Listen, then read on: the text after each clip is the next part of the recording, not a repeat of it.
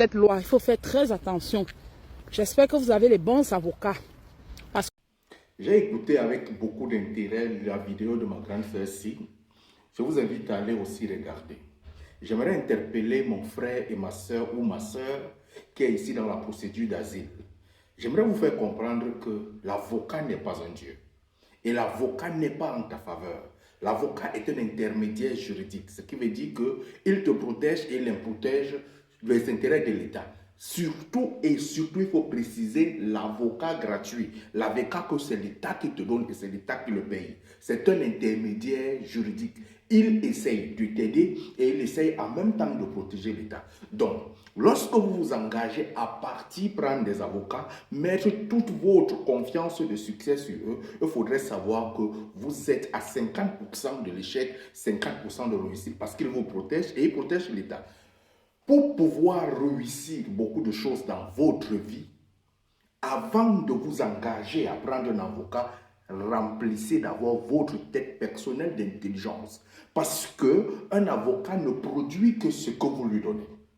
Je reprends, un avocat ne produit que ce que vous lui donnez. Vous lui donnez des mauvaises informations, il va produire de tristes informations qui vont vous clouer. L'avocat utilise ce que vous lui donnez en appliquant la loi, en utilisant les lois. Si vous ne connaissez pas la loi, vous êtes ignorant complet de la loi, vous allez produire des éléments qui vont vous détruire.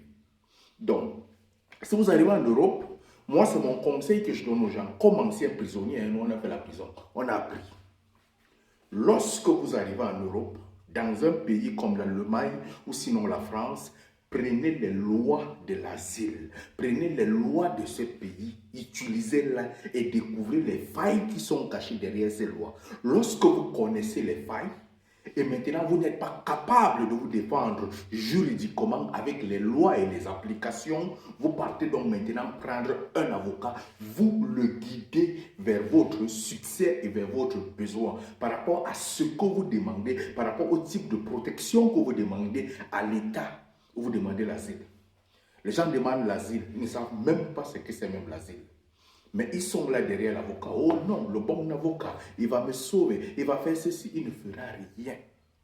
Si tu ne lui donnes pas les bonnes informations pour pouvoir t'aider. Parce que si tu es dangereux pour l'État, c'est l'avocat qui va te clouer. Si tu es bien, important, quand je dis une bonne personne, important pour cet État, ce qui veut dire que peut-être tu as des connaissances, tu as des diplômes, tu as des valeurs, tu n'es pas venu dans un pays juste pour consommer. L'avocat même va poursuivre l'État et dire que celui que vous voulez, vous voyez là, vous allez le perdre. Alors protégez-le, donnez-le rapidement des documents.